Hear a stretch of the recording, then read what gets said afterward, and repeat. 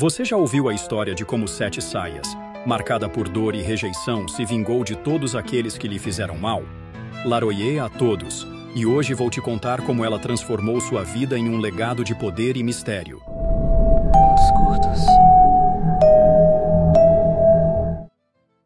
Dizem que algumas almas vêm ao mundo para transformar a dor em força e o sofrimento em caminho.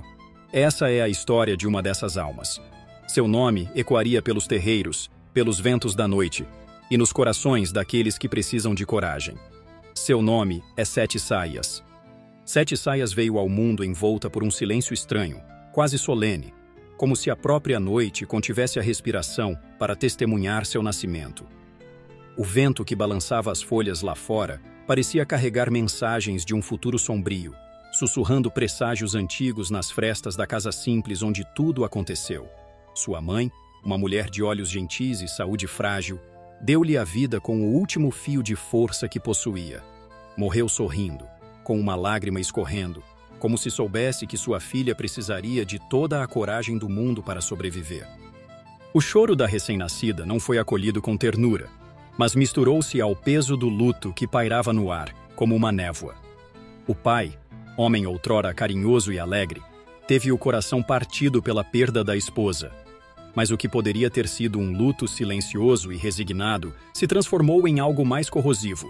O amor que um dia existiu deu lugar a uma dor que se enraizou em raiva, e essa raiva encontrou na filha o seu alvo. Olhava para a criança como se ela carregasse nas mãos o sangue da mulher que amava. Desde o primeiro suspiro, ela não foi tratada como um bebê, mas como uma lembrança viva da tragédia. Não ganhou um nome por afeto, mas foi envolta por uma culpa ancestral, que não era sua, um fardo pesado demais para ombros tão pequenos. O mundo, para ela, começou não com acolhimento, mas com rejeição. E ainda assim, algo dentro dela decidiu resistir. Na infância, ela não conheceu os pequenos encantos que aquecem o coração de uma criança. Não houve bonecas de pano, nem histórias contadas à meia luz. Nunca ouviu uma canção de ninar, nem sentiu o aconchego de um colo seguro. Em vez disso, teve vassouras colocadas em suas mãos frágeis, roupas tão gastas que mal escondiam o frio, e nos ombros, o peso invisível da rejeição constante. Seu nome raramente era chamado com ternura. Quase sempre vinha acompanhado de ordens secas ou de gritos embriagados. O pai, afogado cada vez mais fundo no mar amargo da bebida, tornava-se sombra do homem que um dia fora.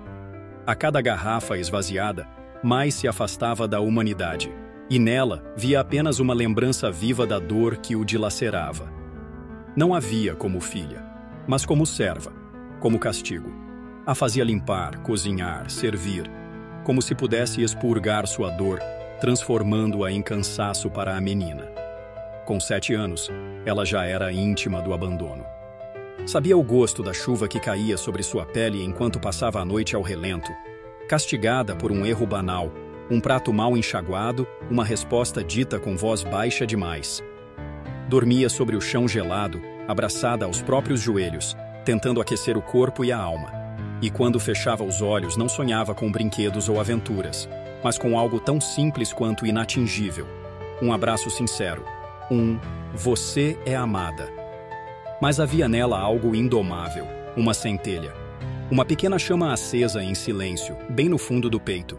Mesmo enfraquecida pelas lágrimas e pelo cansaço, aquela luz não se apagava. Ela não sabia ainda, mas ali começava a forjar uma força ancestral. Uma força que a vida tentou calar, mas que, mesmo em meio à escuridão, seguia pulsando. Na adolescência, o corpo que havia sido rejeitado passou a ser notado.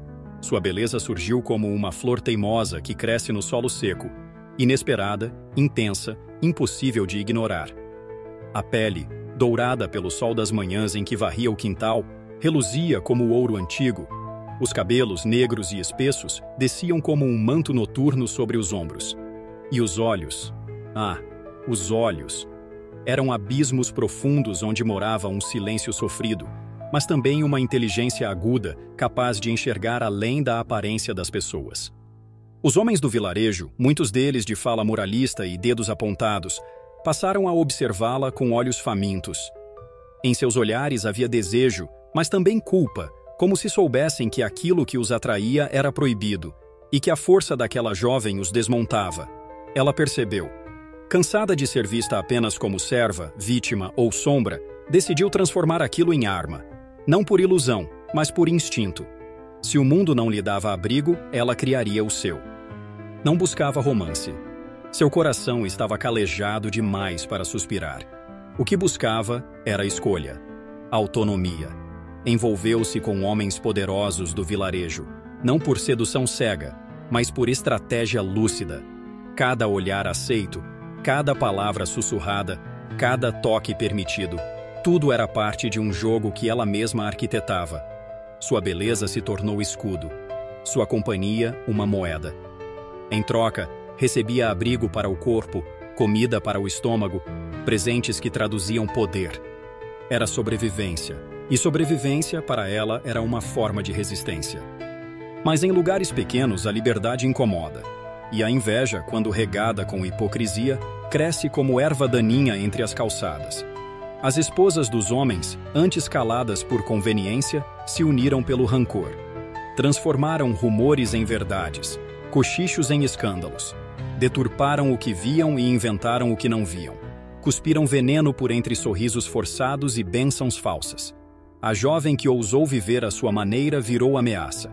O vilarejo que nunca lhe estendeu a mão, agora virava-lhe as costas com desprezo, como se a coragem dela fosse uma afronta à falsa moral de todos. O nome não veio de batismo nem de bênção. Nasceu de um sussurro maldoso que corria de boca em boca, com gosto de escárnio e moral distorcida. Diziam que ela tinha 7 amantes, um para cada dia da semana, e para cada um usava uma saia diferente. Vermelha para o mais jovem, preta para o mais velho, azul para o que lhe dava ouro, branca para o mais submisso, lilás para o vaidoso, verde para o enciumado, dourada para o mais cruel. Era mentira, mas mentira repetida em coro vira verdade. E no vilarejo pequeno, onde o pecado dos homens é sempre jogado nos ombros das mulheres, o apelido virou sentença. 7 saias. O nome grudou nela como marca de fogo. Já não importava sua história, sua dor, sua inteligência. Ela era aquilo que diziam dela, ou assim queriam acreditar. Numa noite traiçoeira, quando o céu estava sem lua e os cães não latiam, os 7 homens, tomados por vergonha, medo e pelas línguas afiadas de suas esposas, se reuniram. Como covardes, que são os que atacam em grupo, armaram uma emboscada. Sorrisos falsos, promessas doces. A convidaram para uma suposta noite de festa. Mas a levaram a um casebre antigo, abandonado entre árvores secas e silêncio espesso. Lá a trancaram como bicho, sem comida, sem água, sem vela, sem voz. Apenas a escuridão sufocante, o cheiro de madeira podre e a certeza de que, para eles, sua vida não valia mais que um escândalo abafado. Os dias se arrastaram. Depois, as semanas. O tempo perdeu nome. A fome corroía como faca cega. A sede queimava. O corpo, antes forte e altivo, cedeu. Mas algo nela se recusava a morrer. Com dedos feridos, começou a catar os restos de vegetais que o vento empurrava por entre as fendas. Com a língua, recolhia gotas de chuva que escorriam pelas tábuas. Cada gole era um grito calado. Cada dia sobrevivido era um desafio lançado ao destino. E quando o corpo quase já não a obedecia, a alma falou mais alto. Com o pouco de força que restava, ela se levantou. Arrastou-se até a parede carcomida. Arrancou uma tábua, depois outra e mais outra. A madeira feriu sua pele, abriu cortes, mas ela não parou. Rastejou, sangrou. E então, escapou. Saiu da prisão como um espírito vingador, com olhos que não choravam mais, com o silêncio da morte na alma, mas viva. Viva como uma praga que ninguém conseguiu matar. Na estrada de terra batida, ela cambaleava entre a vida e a morte. Os pés feridos, o corpo fraco, o olhar distante. E foi ali, entre o abandono e a esperança, que a caravana apareceu. Eram ciganos, livres, desconfiados, nômades. Mas algo naquela mulher, deitada como se fosse parte da terra, despertou compaixão. Eles não perguntaram seu nome, nem o que tinha feito ou deixado de fazer. Apenas cuidaram. Deram-lhe um prato quente, roupas limpas, um colchão macio dentro de uma tenda colorida. E, acima de tudo, silêncio. O tipo de silêncio que cura, não o que machuca. Pela primeira vez, alguém a olhava sem pena ou desejo. Pela primeira vez, ela não era uma história mal contada. Com eles aprendeu a ouvir o vento nas folhas, a entender os segredos das ervas, a dançar com os pés firmes e o coração leve. Aprendeu a ler cartas e destinos, a confeccionar amuletos, a proteger-se com sabedoria. A dança tornou-se sua linguagem. Quando dançava, os panos de suas saias giravam como redemoinhos de fogo. Cada passo apagava uma lembrança amarga. Cada movimento era um não para tudo o que tentaram fazer dela. Foi dançando que encantou o filho do líder cigano. Ele, de olhos escuros e sorriso sincero, a olhava como quem vê um milagre. E ela, com medo no início, foi permitindo-se sentir. O amor cresceu sem pressa, como árvore antiga. Ele a pediu em casamento sob uma noite de estrelas. Ela disse sim, com lágrimas que não eram de dor. Com os anos, herdou terras, respeito e fortuna. O título de barão foi concedido a ele. E ela, por extensão, tornou-se baronesa, Sete Saias. Agora envolta em sedas finas e perfumes raros, morava num casarão cheio de janelas e jardins. Mas à noite, quando todos dormiam, ela caminhava descalça sob a lua, lembrando-se da menina com as mãos feridas, das 7 saias que nunca teve, do casebre, da fuga, da fome. Porque o passado não desaparece. Ele apenas se esconde embaixo da pele, esperando o momento certo para arder de novo. Já rica, respeitada e temida, ela decidiu que era hora de voltar ao vilarejo. Não por saudade, mas por justiça. Comprou o maior casarão da cidade, aquele que antes pertencera à família mais influente, hoje falida e esquecida. Reformou cada canto com luxo e exagero. Lustres de cristal, cortinas de veludo vermelho, espelhos dourados, mármore importado. Era mais do que ostentação. Era um palco. Quando tudo estava pronto, enviou convites escritos à mão.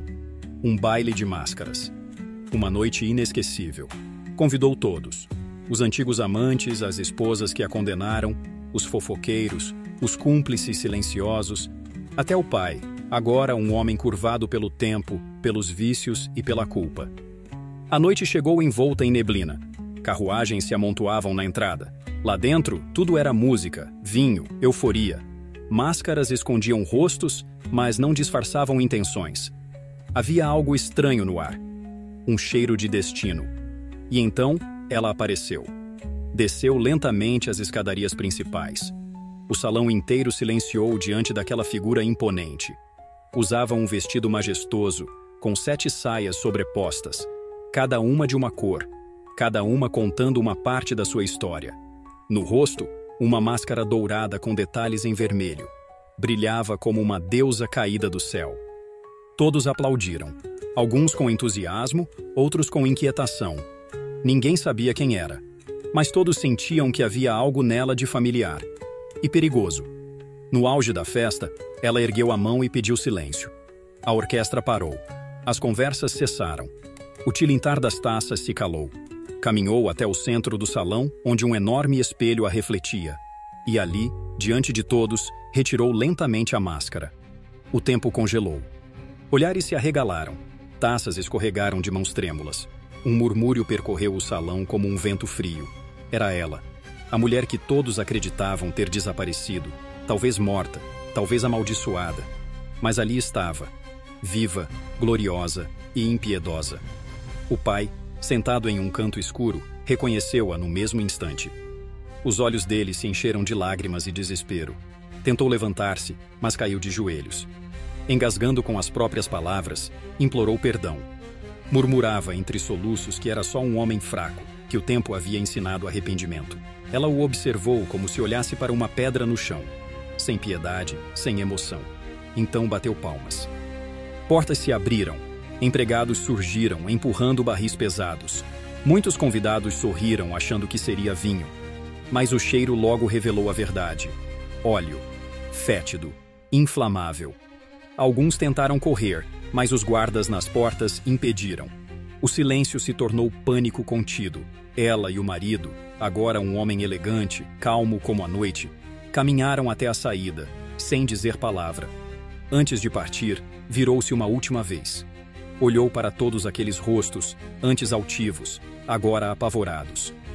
Livrarei vocês de seus pecados com o fogo. E com um leve aceno, uma tocha foi jogada sobre o líquido derramado. O fogo subiu rápido. As chamas dançaram como serpentes famintas. O casarão, com toda a sua opulência, virou um inferno em chamas. Os gritos se perderam entre crepitações e estalos. Ela não olhou para trás. Subiu na carruagem e desapareceu com o marido sob a escuridão da estrada, enquanto a cidade via, atônita, sua própria hipocrisia queimar até as cinzas. Nunca mais voltou. Mas sua lenda. Essa começou naquela noite. Anos se passaram. Ela e o marido cruzaram fronteiras, mares e desertos. Viajaram por cidades antigas, templos esquecidos, mercados dourados de especiarias e lendas. Acumularam riquezas que muitos jamais sonhariam. Viviam em palácios de pedra e seda, entre festas privadas e sussurros de admiração. Mas a noite era outra história. Quando o silêncio tomava os salões e as velas dançavam nas paredes, Sete Saias chorava. Chorava sem som, sem lágrimas no rosto, mas com um pranto que nascia na alma. A vingança, que um dia parecia justiça, agora doía como corrente. Havia provado o gosto da vitória, sim, mas também sentia o sabor amargo do que teve que sacrificar para alcançá-la. O vazio se instalava nos espaços entre os sorrisos, entre os beijos do marido, entre os brindes em jantares caros. Começou a ter visões. Primeiro em sonhos, depois acordada. Chamas. Sempre chamas. Mas não como as do baile. Essas pareciam vivas, carregavam vozes, lamentos. Via crianças chorando, perdidas entre ruínas. Via mulheres sendo arrastadas pelos cabelos, humilhadas, julgadas por sua beleza, por sua coragem, por sua liberdade. E, entre essas visões, sempre havia um chamado. Algo além do véu da realidade a puxava. Como se o destino não estivesse satisfeito. Como se sua história não tivesse terminado. Certa noite, sozinha diante de um espelho antigo comprado em uma feira cigana, viu seu próprio reflexo se partir em 7. 7 rostos.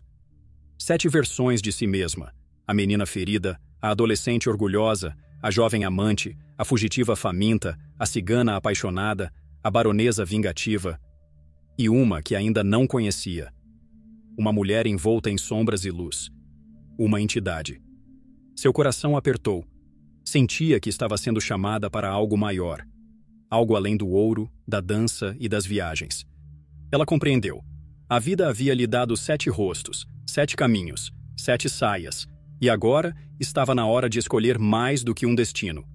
Estava sendo chamada para guiar, para proteger. Estava sendo chamada para renascer.